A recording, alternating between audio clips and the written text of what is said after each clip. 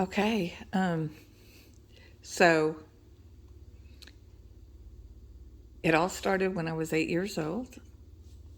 I had a really horrible bicycle accident, busted my head open really bad. And my parents were told that if I survived, that I would be vegetation in a vegetated state. But I came out of the coma 2 days, and my healing had already started. And I'll never forget the day I went to have the test, the EEG test. Walking down the halls, Jerry Lewis, the comedian, he was there in the hospital having a procedure done, and he asked me if I have received any food. I said, yes, sir. And he's like, well, what's your favorite? And I said, hamburgers and french fries. And I'll never forget, the nurse says, that's all she eats, sir. That's all she eats. We can't get her to eat anything else. Her cravings are hamburgers and french fries. And he chuckled and laughed. And yeah, that was quite a experience. But throughout the course of my life, I've had numerous incidents. The birth of my firstborn, the surgeon, the OBGYN, was called back after I gave birth to my daughter. And he had to perform an emergency DNC because I was hemorrhaging. It's a typical, common surgery. They do it all the time. And but this particular time he said that he had scraped with this hook-like tool.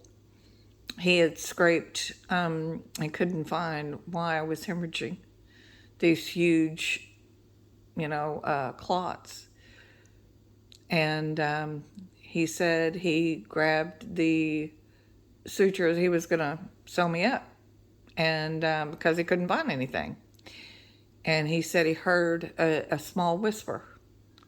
Y'all, God speaks to us in whispers. Remember that. He heard a whisper. And it said, if you go the other way, you'll find what you're looking for. And he, very startled, turned and looked, did not see anybody there. And he was like, maybe I'm just like, I'm lacking in sleep. He said, remember, I'm working too much. I need some sleep. But he continued and was just about to start sewing me up. And he said, I felt the small touch on my shoulder. And the voice said, if you go the other way, you will find what it is that you're looking for. So he froze from fear. And then he took and he laid the sutures down and picked up the tool, and he went and he scraped the other way. And when he did, he found a piece of placenta tissue that was attached the size of $50. And when I went back to my room, he advised that he's never experienced anything like that ever in his career. And he said, although I was startled and slightly scared because there was no one in there with me, the calmness came over.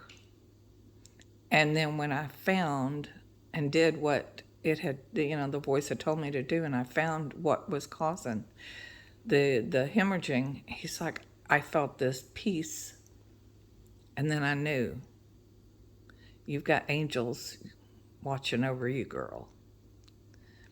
So then fast forward many, many little scenarios, but the one that caused me to open up my eyes and get my life back on track was in 2004. I had gotten sick. I woke up, had coffee, normal day, no biggie. Got sick, went to the bathroom, was continuing with my head. And anyway, I ended up, my son that was supposed to have been in school, his alarm didn't go off. Later we found out that there wasn't nothing wrong with his alarm, that the alarm would have gone off, but it didn't, but God.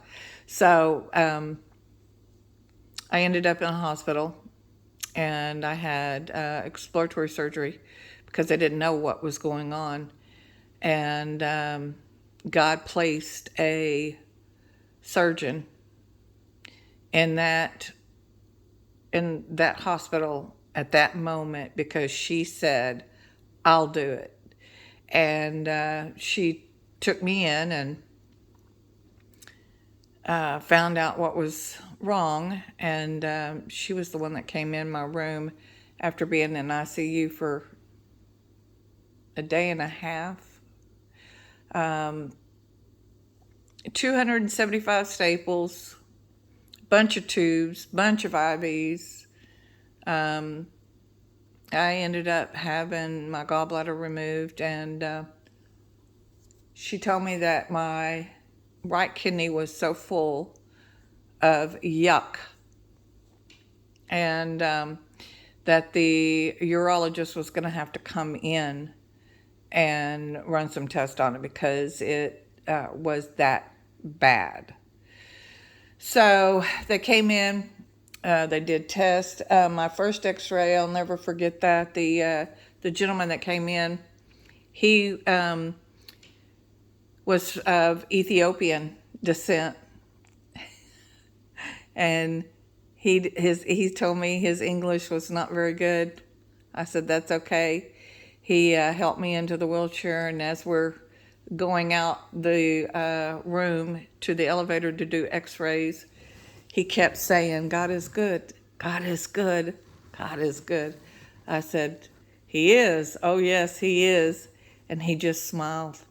And then when I got done with my test, he came down and got me and put me in the wheelchair and took me back up to my room, and he kept saying, God is good. He's good to you. God is good to you.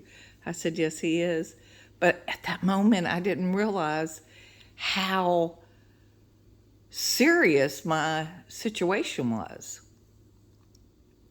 But it must have been serious because come to find out, I had to have 275 staples. And I went to the urologist and did the dye scan, and was told later on that my kidney was only operating at a 28%. And that right now, there was a stent. He put a stent in there, and but right now the focus was me healing from the severity of what I just had done. But I would be seeing him before I was discharged. I said, yes, sir, thank you. The second day in my room, PT came in. For those of you don't know, PT is physical therapist, OT is occupational therapist. And I apologize because I am and have worked in the medical field.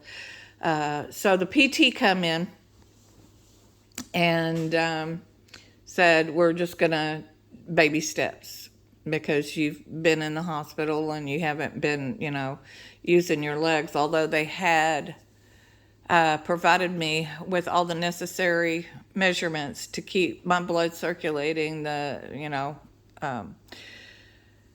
yeah, I won't get into that. It's too long. I got to get to the point. Anyway,